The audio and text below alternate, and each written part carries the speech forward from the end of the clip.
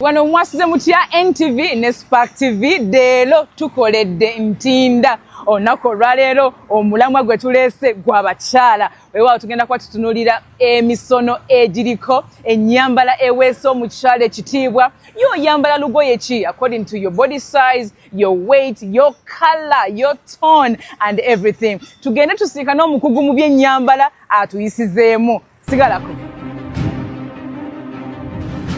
Tulina Esther tutuuse wano ku Visa Styles. And of course ogenda kuba otusomesa engeri gy'okugatta ebintu tugatta kinaki kala ki egenda naki. Of course tulinawo ne model waffe agenda okubanga kugamba atulaga ekifaananyi ky'engoye ezogenda okubanga otulaga. Kale tutandike na baskets zino. And there's a certain color blend I've seen in your shop. They are not bright. They're shades of dark. What you call about? Kakati buno bukala.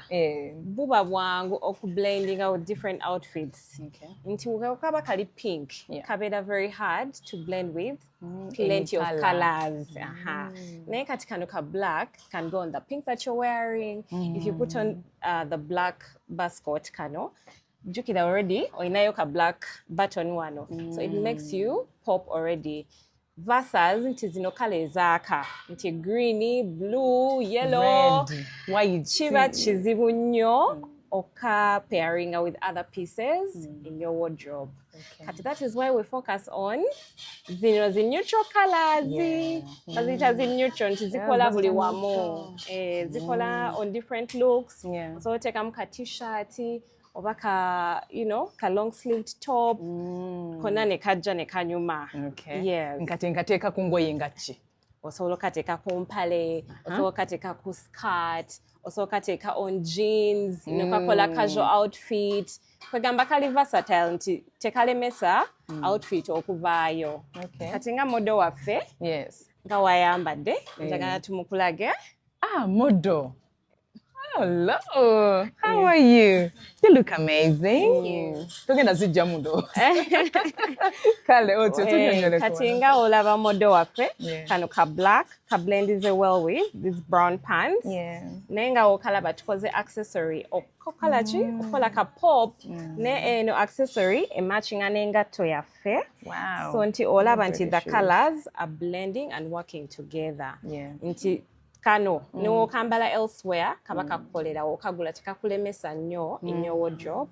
So kateka ku kiteteeyi, no kateka ku jeans, no kateka on brown pants, no teka different colors kale kabaka sobola okukolera. No teka mu ka t-shirt, no kola ka casual look kabaka sobola okukolera. Katinga kano kotadde munda ka mikono miwanvu. Nange nona so kateka ko pakanga. Asobola katekamu ne kakola a whole different look. Kugamba olugoye lwogula lulina okuba nga lukukolera. Si ate olugule lutule mu wardrobe yo okulemesa okwambala. It means the jewelry accessories zonna. Akoze ka accessory ka pop of gold kaba kakola on her skin tone, but also kajjayo empale yaffe eya brown.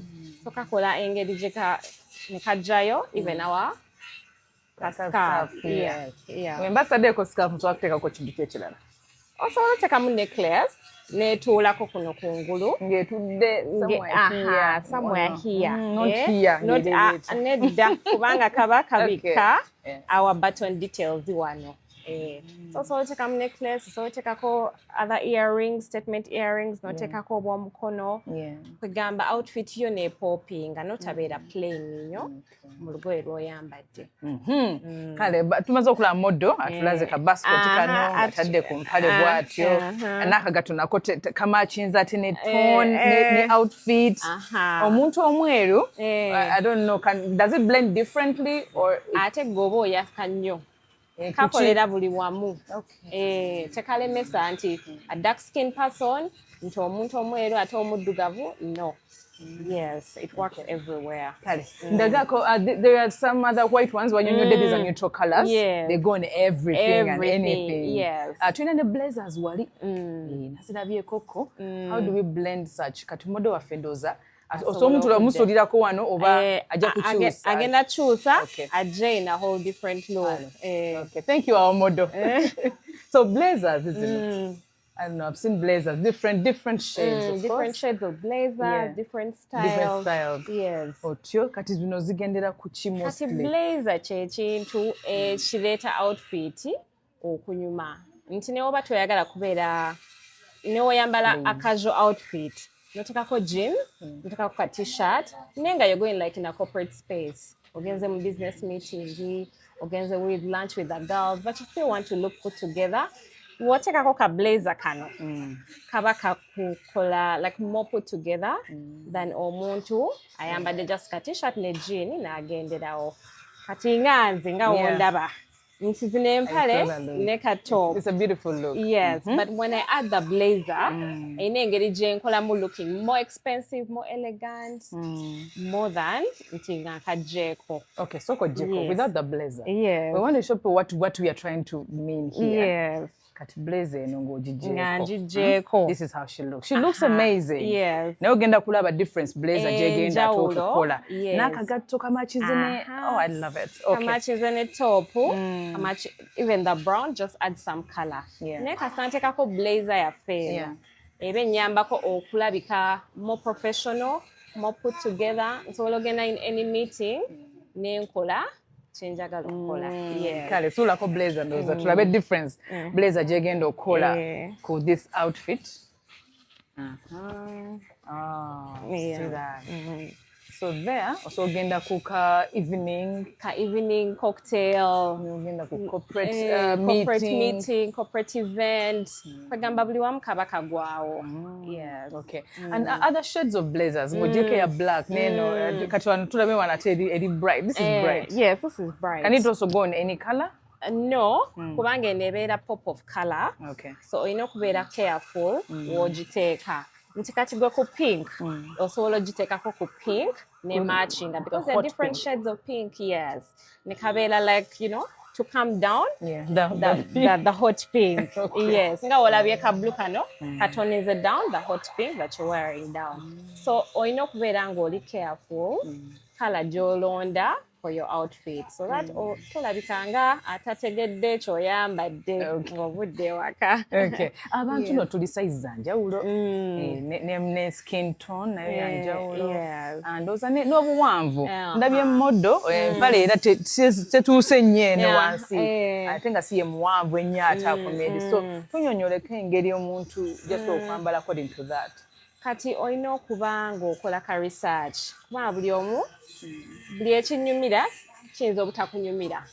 Kati kiba kirungi n'okola ka research. What works for your body type? Nti omubiri gwange. Nyinza okuba I have an hourglass figure. But yes, you oyina A-line figure. Nti you have a bigger chest, but wansi oli mutono. So oyina ofuna olugoye olukuwa volume wansi, so that it balances out your what? Your body. Togenda kwambala ka body hugging wansi, ate noyambala ka another tight outfit up. So it will make you look like you're not proportional. Yes. Okay. But we need to have that balance. Nti waggulu ne wansi wa balances. So ino kumanya omubiri gwo tokopa just nti oli kayambadde nange kigenda kunkolera. So kiba kirungi no trying out different styles ezikukolera. Paka weezuula. Ne weezuula n'ogamba kali kankoledde nsobola ofunayo akalala akakola weekatyo. Yes. Waliyo ka app ke bayita Pinterest bannange. Mukanoonye kali ku Google, kali ku Apple Store. Ogenda no searchinga outfit ideas for this body type or for a bigger person or for curvy person. Inti buli kimu ky'onoonya bajja kuwa a million options ne bakulaga ekisobola okukolera n'ekitakukolera. Yes. Naye era n'olaba banno abakufaanagana kiba kirungi nti n'olaba but we have almost the same body type. Kiba kisobola okukola nange kankole kano kankagezeeko kaba tekakola. It's not by force. Ogezaako ekirala. Okay. Omuntu omuwanvu mukko nga muwanvu ddala n'omuntu omumpi abo bo tuba balansinze tukulaba nti naye anyuma kituufu. Kati omumpi nga nze kuba nze neeyita mumpi naye ekinyambako okulookinga more balance is I wear heels because they make my outfit look more put together. kubanga wenyambala flats kweno outfit nja kubeera nga sinyuma bulungi ng'omuntu ataddeko a pop of heels. Tekalina kubeera kawanvu weekati osobola ofuna the short mules busobola okukola nakyo ky'oyagala naye ng'oyambaddeko something to make the outfit pop. Yes. Of course tulina tone skin color yanjawulo. So abantu abasinga agamba nze black ayinza obutanyumira, nze brown tanyume kwa ndi muddugavu, nze omweru ebyaka tebinyumira. I don't know. So skin tones ne balancing fashion. Yes, ne balancing kiba kirungi because waliwo nze kyensobola okwambala ne kinzikiza ate nenyongerako ka pop of color ate nenyuma bulungi. So it's really okulabirako. Kakati nga now you eno color ya blue wojambala you look bright. It will make you pop because of your skin tone. You're naturally light skinned. Ne kati nga nze nja kuba dark a bit kubanga already it's a dark color. And also it's blue, it's a thick blue. So ejja kubanga tenyumidde bulungi because of my skin tone. So ogenda nga weezuula n'ogamba naye kano ka blue nga kali too much tekankoledde. So darker skin tones I usually bagamba okufunayo colors ziri bright omuntu ngali dark tone kati ng'eno kati kano ka orange kaba kanzijayo bulungi. Yes. It will make me pop. Okyereko obuteesi wano. Ekola ekyenjawulo versus the blue on my skin tone. So ogenda olaba colors obukolera n'obutakolera. Yes. Omuntu ali darker than you. Chocolate. Melanin ako. Ne kano kaba kamukolera. The bright colors, the reds, the oranges.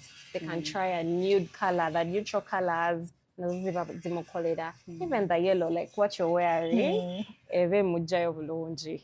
Yes, because ajja kuba empopinga alabika nnyo more than the black. Okay. Ogambye omuntu asobola okwambala ekintu nga kiri ddala bit naye nateekako something that pops. Waliwo oteekako something that pops ate nayonoona bwonoonyi. Kaakati olina okubeera ng'olina ka balancing k'okola. One of the things that kyengamba abakyala accessorize. Olugoye luyinza okuba nga luli plain lwokka naye kasita oteekako ka earring ako oba n'oteekako ka bango oba ka necklace oba akagato akali brighter olugoye lutandika okukola ki okuvaayo. Basaza omuntu ava ewaka ataladdeko wadde ka earring oba ka lipstick. All right, I've seen this mint green. This is mint green. Yes, this is mint I'm green. not colorblind. Okay, mint green. And these are colors that you don't usually see anywhere or everywhere. Yes. But then how to rock them? That's the problem. Yes. It's not a problem, actually. It's kind of a color. Already kali calm, kali easy to wear. Why? Because kind of so many colors that can work with it. When you take a white top, njagala modo waffe akambalemu atulageko tingatadeko ka white top. Yes, it can pop. If I can do a white blazer or a white waistcoat, it can pop. If I do a different shade of green, then take like a blazer nenga ya kale. Anti-forest green. Then pairing a different shades of green. No kolaka monochrome look. Kabaka kola. Monochrome look. Monochrome. Into different. Into different shades of the same color. Yes. So then take a different shades of the same color. Kabaka kola. You can even add a pop of color. Not take a pink, like a cute pink top. Kaba still. Hot pink. Yes, nude. a hot pink. This. Like a hot pink. I see now. It will still pop. Nti ofuna bu colors obuchijayo oba just colors. Is it blending nayo not to overwhelm the color already? So the white, the pink, the different shades of green, black. Yes, even a nude color. And the nude. Yes, let me work together. This is a pink, but even baby pink can work. Okay. Yes, yeah. Oh, this is a very rare color. But then you've taught us how to blend it. Yes. It's fine. These are the these lines, these squares. This square. My goodness, we see them and we get scared. We're like, oh, what am I going to put on this one? Okay, so the DJ, I think. So the DJ. Ooh, these are beautiful pants. Thank you. kakati kano ka trouser. So you find colors that can make these colors come out. Yes. So these are the baskets that we saw. Yes. They're called basket or waistcoats. They're waistcoats. Tofayo. Chonna chikola. Banyita batya byaddala basket Ne waistcoat. basket ndoza mu Luganda basket. Okay. Yeah. Basket waistcoat muno naye gendako. Kuno naye begendako. So otekako blazer bana abakyala abagenda mu makooti like the lawyers. Okay. Otekako a long sleeved top, long sleeved. Notekako your blazer. No sobola ogenda mu kooti. I've imagined it is Yes, yeah. Okay. This looks more corporate, like work. Tosajamba ng'ogenda over just in town. Kati zino empale ezo zituwa gap nti osobola playing around with. Notekako ka sneaker look. Ziri plain? Eziri plain zino. Nti osobola okukola ku weekend notekako ka sneaker ate nga zikola. Oba notekako heels. Notekako heels era ng'eba ekola. So zibeera versatile. Okay. Yeah. These are checked, these are more corporate. More corporate. And these are the 360. They are all round. All round, yes. Zikola buli wamu. Okay. Black pants. My God. One of those easy things to, like, you just grab for the top. Kati zino essentials. Woba toyina black trouser mu wardrobe. Yeah.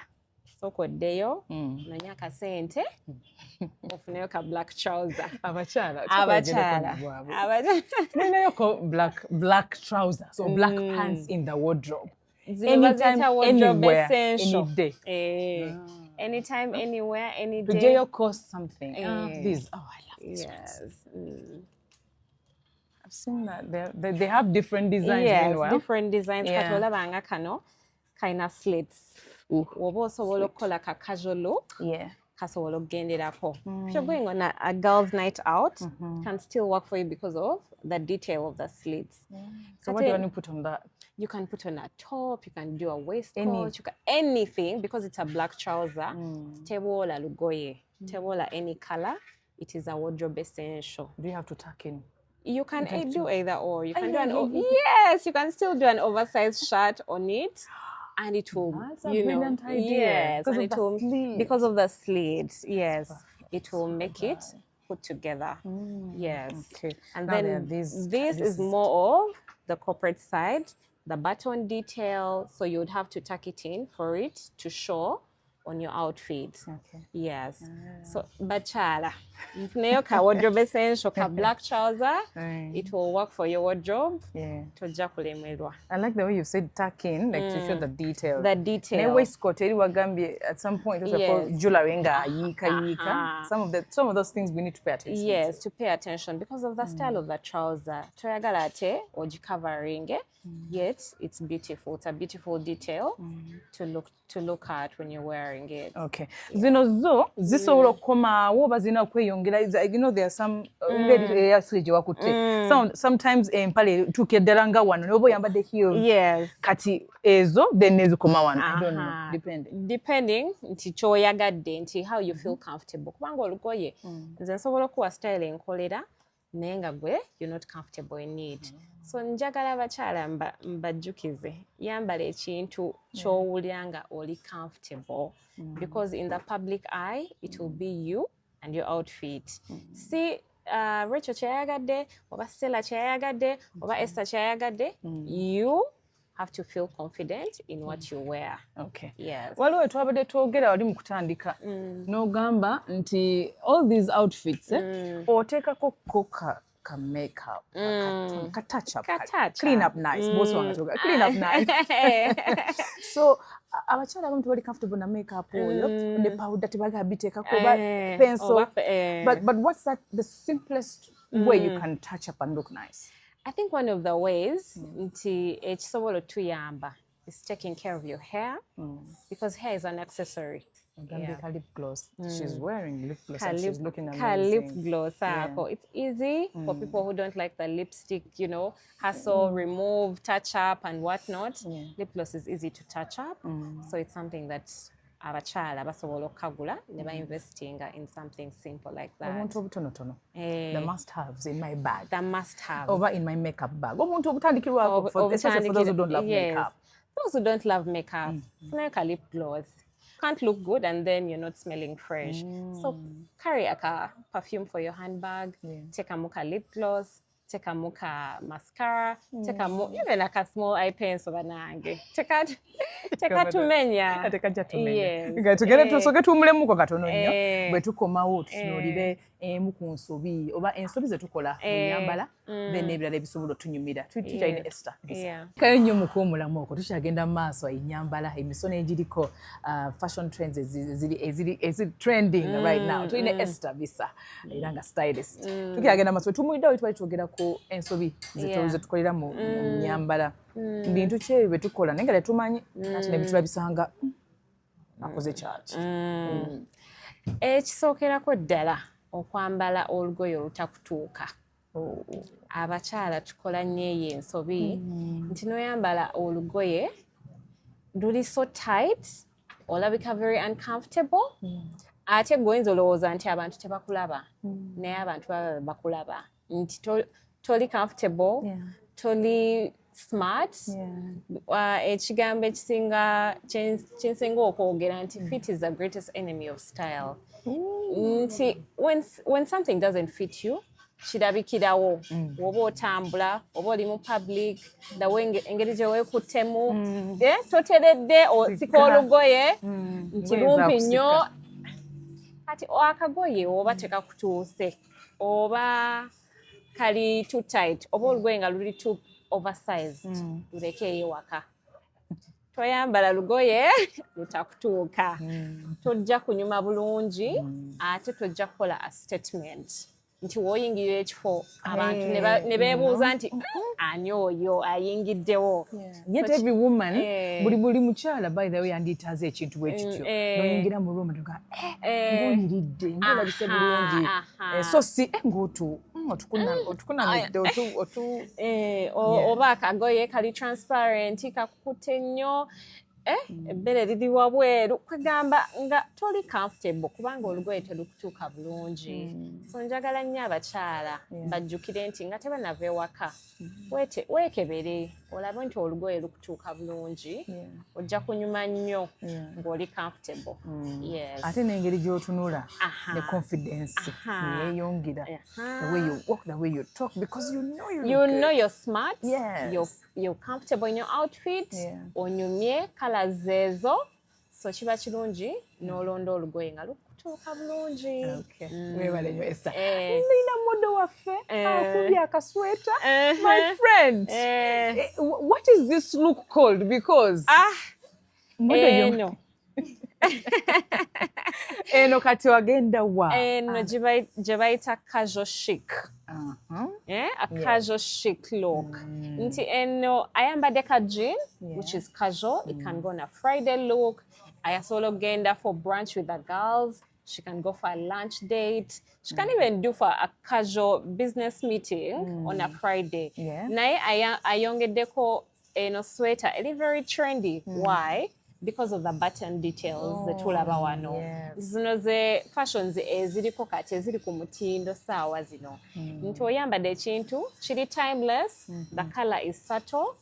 Kali ka cream kapopinze naye ka cream kaffe kamakinze n'engatto yaffe ne buttons zimakinze ne earrings zaffe. Nti ali stylish ali trendy naye era alabika very comfortable and very stylish and very chic. So look at the gloves. I tell ya, isn't that a weekend look? Tolaba nti wayataddeko ka gloss apopinze even if her outfit is put together naye ayongeddeko ka touch nti ka lip gloss ka lipstick kayongerako something more than we can even imagine. And I love the fact that the pants are not too tight. Kati zino ze trends eziriko nti they are straight jeans. Zino baziyita straight jeans. Si kacupa ate si wide leg. Si boyfriend. Waliyo boyfriend, waliyo kacupa. Naye kati zino baziyita straight jeans. Nti okugulu kuli just straight kutuula on the like at the bottom. ate ne ka detail kaffe kana aka green ku jean kajja kulabika because of our sweater. Nti our sweater just sits on the waistline. Tulina these green details ne mabega model waffe tukyukireko otulage. Oh dear. Nti tufunye jean naye nga erina ka statement piece to touch it up. Yes. Okay.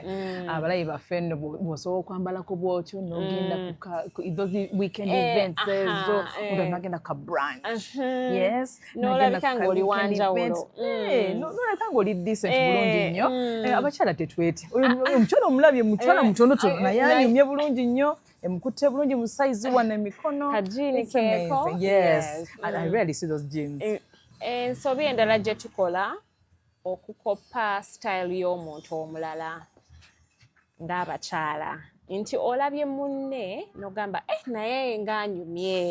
Yes, aba anyumye naye anyumye because omubiri gwe gucomplimenting olugoye lwakoze eki lwasazeewo okwambala. Nti gwe woolukopa n'oterowoozaako nti omubiri gwange gwanjawulo nnyinza obutakola ki obutanyuma. Kati abakyala mbasaba mugende mukoleko ka research akatonotono omanye olugoye ki nti ekinkoledde kiyinza obutakolera Stella.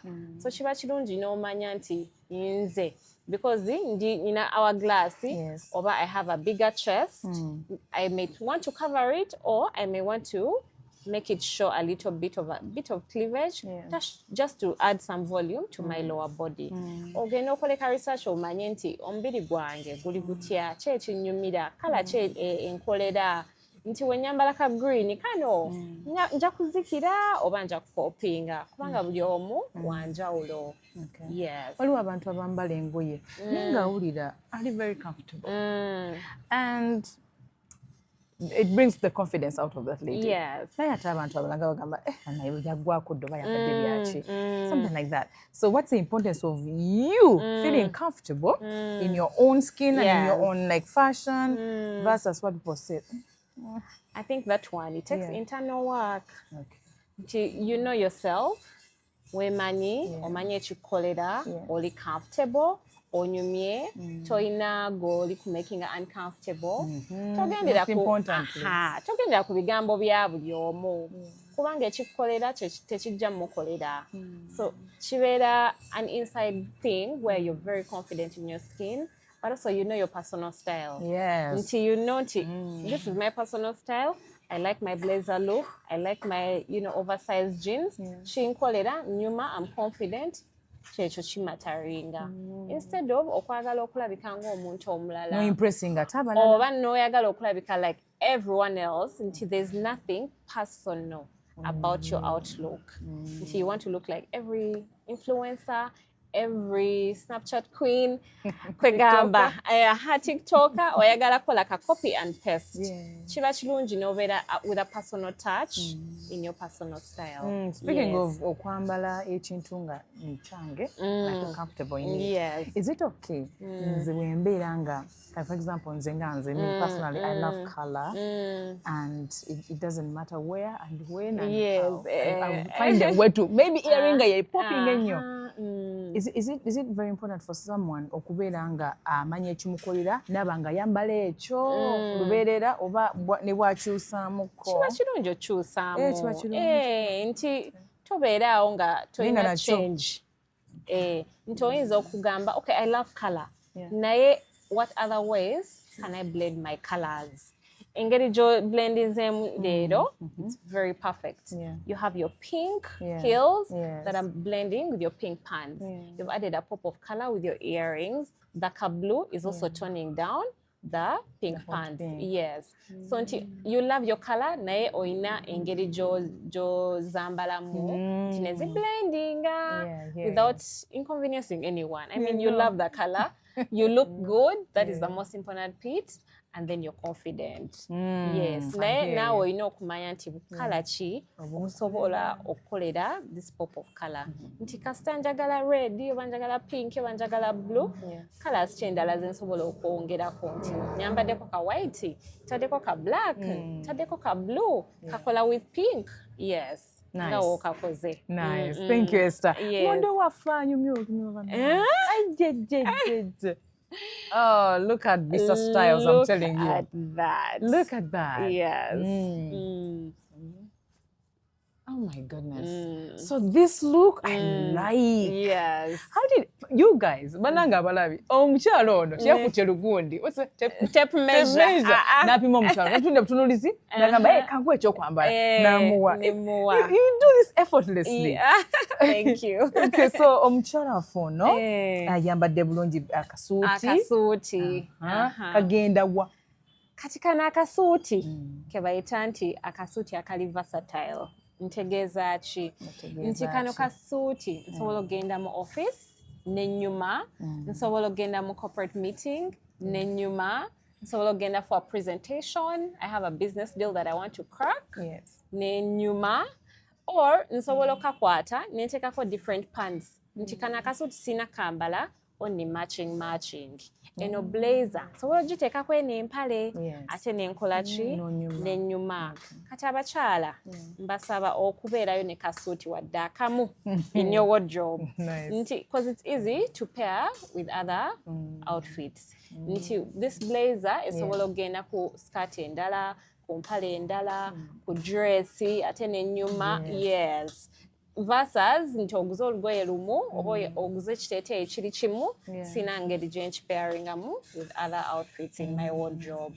Kana akasuuti kakola statement. So ogenda ne mu parliament n'ogamba obusuuti bwe buti. Ate ne zino pants nga Esther bw'annyonnyodde abalayi baffe osobola bw'oggyako blazer eno n'otuukako ka top kali then asobola n'okutta by the way asobola okutta look at that, you know. No kata. Kati oluusi osobola okuggyako blazer ate n'otuukako top endala as it is. Yes, into the outfit tekulemesa to play around with your wardrobe. Si lugoye lumu nti oluguze nyina olwambala exactly like this. Njagala abakyala babeere creative. Ke kali ka Pinterest ke nabagambye ka app n'okebera n'ogamba outfit ideas for blue pants, outfit ideas for blue blazer, outfit ideas for white top. Ne zijja nga nnyingi n'olaba nti luno nduyina nsobola olupairinga ne kano akantu ke nnyina mu wardrobe yange. Kinobeera creative ne wardrobe yo. Ekintu n'otakyambala only one way nti newembeera n'engoye nga ntono mu wardrobe. Mutasobola kumanya nti nduzeemu olugoye lwange kubanga mmanyi okukola ki? Kyusizza. Mba confused temutegedde kenzijeeyo leero. Okay. Naye tukyagenda maaso ne fashion. Tulabye different shades of shades of color here in Esther's show. Naye ate waliwo kala eziboola. Ng'omuntu atagendeza according to their skin tone ng'emubodde batamulabisiza bulungi. What are those colors? Kisinziira ku skin tone nga bw'oyogedde. Nti ng'omweru waliwo kala kati gwe kiba kikwanguyira nti n'oyambala pop of color oba ovaayo n'oyambala ka nude kasobola okutoninga down but in the right way. Naye omuntu omuddugavu wayambala eno blue n'ateekako eno pink n'ateekako yellow mukwano tujja kuyita wali Kampala Road tumugambe mukwano nsabuddeyo kwewaka okyuseemu ka kala. So kiba kirungi n'omanya nti skin tone yo kigikolera nga bwe tugambye olugoye omanya different body type different outfits. The same thing when it comes to color. Nti ka blue kakolera omuntu omweru versus eno blue ekolera omuntu omuddugavu ebe mujjayo bulungi oba kali ka orange kasobola okukolera omuntu omuddugavu ate n'avaayo bulungi. Yes. Okay, so you talked about tosobola kwambala lugoye ofaanana oli TikTok oli Snapchat queen oli there are so many trends we are seeing on social media and you're like I want that one, I want it so bad, but even if it doesn't work for you you're like I must try it. Can we as Ugandans let some trends pass? Let us come some of us yes. Is it possible? It is very possible. Not every trend will work for you. I hear you. There are some things that you should allow nti omulembe guzze gugenze gumpiseeko. Why? Because waliwo trend ejja nga tekolera your personal style. Tekolera the workspace that you're in. Tekolera the way you want to level up. Your personality. Ogenda mu corporate space, ononyeza boyfriend jeans eziriko damage. I mean, how are you going to get that promotion? Nga toyambadde according to your workplace, to your environment, to your personality, to your personal style, to who you are as a person. So shiba chirungi nti no sivinga kano kasel kachikanonga kasel ka waistcoat. Yes. Ako kali timeless. Kasolo genda anywhere. Nti kayingide office kagenze mu casual, kagenze ku dress, kagenze ku jeans, kagenze ku skirt, kali a timeless thing. Ate kali sato tekaka nnyo. So chiba chirungi nomanya what trend is what and what works with you as your personal style and your personality. Nti buli kimu tokibuukako ate tokikola. Yes. Yes. That is good advice. Yes. Naye kati tulinayo corporate women and they're not as mama and they're not as young as just in the middle there. I mean, maybe 30s and everything. And they would love to look classy and elegant without looking things. Banange, zenyo, banange, bimpiseko. Abantu abo oba bamagezi ki? Kati abo mbasaba batandike with wardrobe essentials. Zempita wardrobe essentials. Nti wardrobe essentials zechi engoye ezisobola okukola different outfits within one wardrobe. Okugeza. For example, ziri black pants zetwalabye. It's a pair of black pants, a pair of jeans, denim jeans, a black blazer. This is a wardrobe essential because it can work on different outfits. It can go on brown, it can go on blue, it can go on white, it can go on jeans. So like a casual look, ate nakoneka vayo. Mfunyeka buno butopo obw'omunda. So buteeka ku office skirt, nembuteeka on shorts on the weekend, ngenzeko out. Oba nenkateeka on a skirt, nengenda ku church. Yes. So look out for wardrobe essentials, the classics that are plain. Then otandika okukola wardrobe yo ng'oteekamu other pieces. Mpola. Togenda ate ku shopping spree n'ogula buli kimu n'ogamba nkukyusa wardrobe ndi mu mid-30s nkuze, I want to look like this. Tukole mpola osooka oyingizeemu wardrobe basics, essentials, blazer, blue jeans, black pants, blue, the brown, the neutrals, a brown blazer, a brown camisole, a neutral, trouser, a neutral skirt. Yes. Is that the same as ladies who want to look a bit younger? Yeah, you can mix it. Nti style emu tesobola kukolera a certain age group. You can't say jeans zara Gen Z. Ate nga naffe ba millennial. Tulina okwambala ku jeans. So you have to find ways of just adding your personal touch, but also still look stylish in your age. That's beautiful. Oh, modo. Ono modo asigale wano. Nange nze wendowooza. Tazizayo. You didn't even measure her. No. How did you know? Like the waist, like, oh my goodness, she looks amazing. Everything is perfect. How do you feel? Beautiful. Elegant. I know. Yeah, I think it has changed the way she looks, my friend. Do you know how we came? We came. She came upstairs with confidence. I'm telling you. So where is this look going? Now this look is very versatile. It is chic. It can go for church because it's elegant. It is decent. The skirt is long enough. It can go for brunch with the girls. Slit Kamala. That's beautiful. I know. I love the way that it's not revealing. It is decent enough to go for church, but also it can go in a workplace. I can add a blazer to this, and the outfit will change completely. Or I can do a casual lunch with family, and I can still look put together. Yes. What kind of blazer? I can do black. I can do a nude. Neka sweta kafe kali ketubadde nako. Kasobola ogenderako ku brown. Oh, I hear you. Ate ne kakyusa the entire look all together. Mode waffe bannange nga nyumye nnyo. She's amazing. Naye omukyalo omunenenene asimanyi. Naye still nayo oba oyifuna engeri gy'ofuna, I don't know, gy'ayambalamu kuba kisinziira nti olina okufuna olugoye nga we tugambye olukutuuka olukukolera nti ekimukoledde kiyinza obutankolera kiyinza obutakukolera nti you need to find out nti this leather skirt may look good on a smaller person naye leather skirt wogiteeka ku muntu omunene it may make them look bigger than usual. Yes, so know what works for your body and your size. Yes. And your tone. There's always the color. This color brown is much with it's her a tone. rich color. Very rich. Yes. These are timeless pieces. It can work on so many. Niwentekako ka sneaker. Kaba kagenda. Okitegeera. Yes, because it's a timeless piece. It's a timeless look. Leather never goes off style. It keeps coming back in different designs, different fashions, and it will still work. Okay, thank you so much. Okay, why would I need a stylist? Now, a stylist akuyamba, especially bana abakyala abatamanyi wa kutandikira in your wardrobe.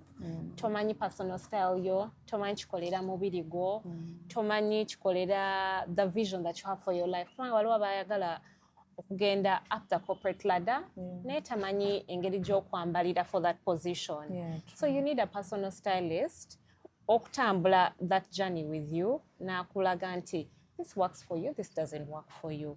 Oyambala kino, you will pop better than this other outfit that you would normally pull out for. So a stylist akuyamba to know that, to have that knowledge, what is your personal style, what's your body type, what works for your skin tone.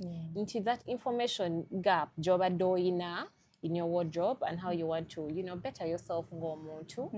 Akuyambako okugikuwa bulungi, neweetegerera ng'omukyala, nobeera naawe ng'omukyala ali confident, you know your style, you know what works for you, you know what colors blend with your skin tone. Yes. Okay, and then also the styling beat. Omuntu asobola okukubira essimu n'omulagirira what to wear, n'akulaga what they have in their wardrobe versus coming here. Yes, versus and then coming you help here. them make a choice. We can do virtual. We do virtual styling with our clients. Nti omuntu n'abeera ewaka n'agamba, naye nga I'm stuck. This is what I have in my wardrobe. I have green pants, I have this blue tops, this blazer, or I have this cut dress. I want to go maybe for a dinner. How can I, work with it? So we do also that virtual styling. Netuyamba omuntu nti n'afuluma ennyumba nga naye yeewulira nti ali confident. Nice. Yes. Okay. Tuwayoko tips oba current fashion trends. By the way, the current fashion trends really when you were Esther, we have seen. I mean, I love it.